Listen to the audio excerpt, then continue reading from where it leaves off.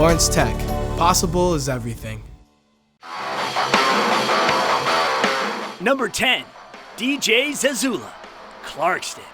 The second Clarkston great on the list, DJ Zezula was dominant. As a starter, Zezula went 38-2 for the Wolves that included a 27-game winning streak. DJ was under center for back-to-back state titles that included an undefeated season in 2014. He threw for well over 5,000 yards and 48 touchdowns in his career, but also had great mobility, rushing for nearly 1,600 yards with 24 more scores. This included a 70-yard run in the 2014 state championship. Zezula was the people's champion in our state champs 2014 Mr. Football race, earning the most votes overall. DJ overcame lifelong injuries that would have sidelined most mere mortals, proof while the kids in the neighborhood started wearing number 5 jersey, because DJ is their hero. There was numerous times where DJ just took over and said, hey, hop on my back and we're going to win this thing. That's what made him such a good leader for us. The thing about DJ is, number one, how he did play over injuries his sophomore and junior year. And then, the biggest thing about DJ, he was just a winner. I think he ended up 39-2 or something in his career.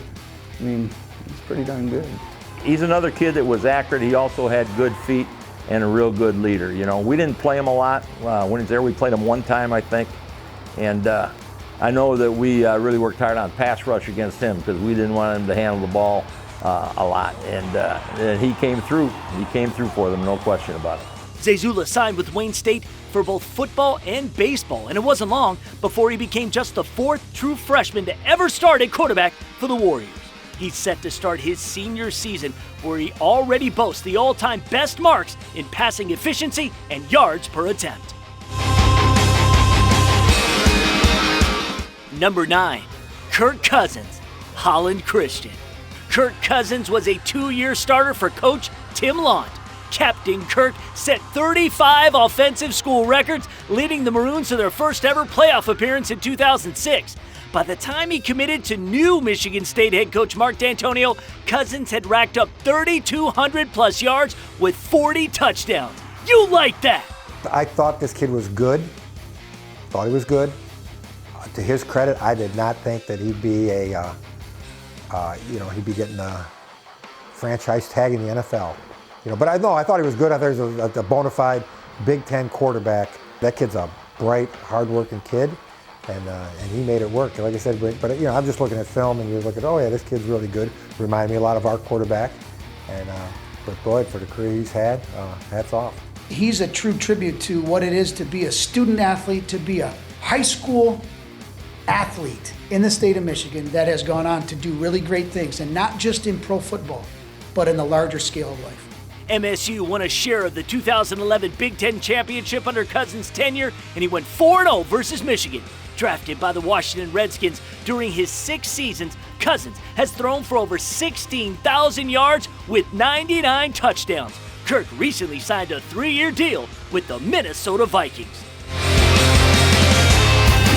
Number 8, Cooper Rush, Lansing Catholic. Clearly one of the best quarterbacks to come out of the state in the last 25 years, Lansing Catholic's Cooper Rush led his team to back-to-back undefeated regular seasons that included a run to the state finals in 2011.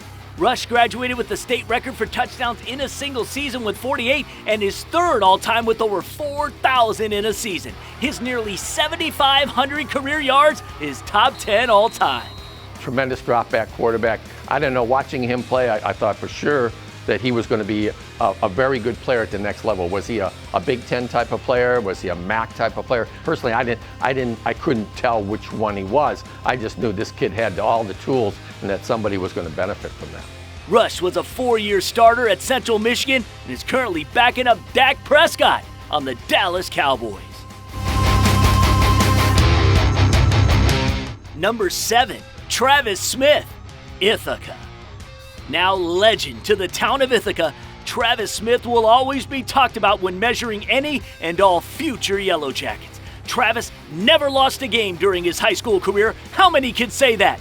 41-0. Here are the numbers. 5th all-time in the state with just over 8,000 career passing yards. 2nd in passing touchdowns with 104.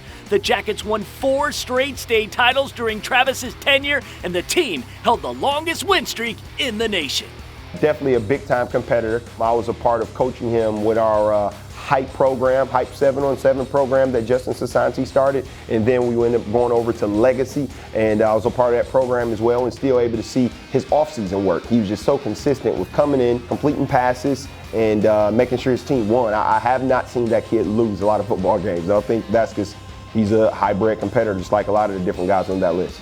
What I remember about him too, statistically, he didn't throw a lot of interceptions, which I'm sure made Terry Hesbrook real happy in the fact that, if that wasn't there, throw the ball away and live for another day. Playing at Division VI, they go 9-0 against, inferior competition.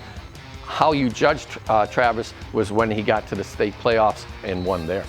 Smith and college football just never worked out. With spots at Wake Forest, Eastern Michigan, and later Central Michigan, that is where he currently resides, although unrostered. Number 6, Alex Malzone, Birmingham Brother Rice. There is a strong argument that Alex Malzone is the best quarterback to have ever suited up for Brother Rice. Despite a plethora of great former Warrior signal callers, Money Malzone owns the Rice record book in all of the top categories. The 2014 Hungry Howie's Mr. Football Award winner capped off a state championship hat trick as the starting QB for the final 2 titles during that stretch. As a junior, this 4-star recruit led the Warriors to a 14-0 record. Although not a state champ as a senior, Malzone led the state in passing with 3,000 yards, a 65% efficiency rate, 38 touchdowns, 69 in his career. And all of this while every year playing one of the toughest schedules in the state. Dream Teamer, M-Live, and Gatorade Player of the Year. I remember him when he was a 9th grader. I said, boy, this kid is going to be something. And, he grew mentally and he grew physically. And he got better and better. I remember the quarterback camps we had. He was the guy that was demonstrating how to throw the ball and how to find receivers and get the ball off quickly. That's very important to see your people get in the open. And he had that knack of getting the ball there. Malzone was one of the most accurate guys I saw. And he could run a little bit, but mainly he was a pocket quarterback, and he'd come off play action or something, and he'd really throw the ball well. In the scheme of things, he won a lot of games, and that's what makes quarterbacks great. Knowing how to win games and knowing how to run the system to make sure you can win and try to make sure you can fill in the gaps when you see things. I think that's what made him a great player, because he understood what Brother Rice wanted, and he understood the scheme of things. And hey, when you win a lot of championships like that, you got to be great. One of Brady Hoke's recruits at Michigan, Malzone honored his commitment after Hoke was fired, stayed at U of M, although not part of Jim Harbaugh's plan. But Alex has 2 years left of eligibility, and as a graduate transfer will compete for the starting job at Miami of Ohio in the fall of 2018.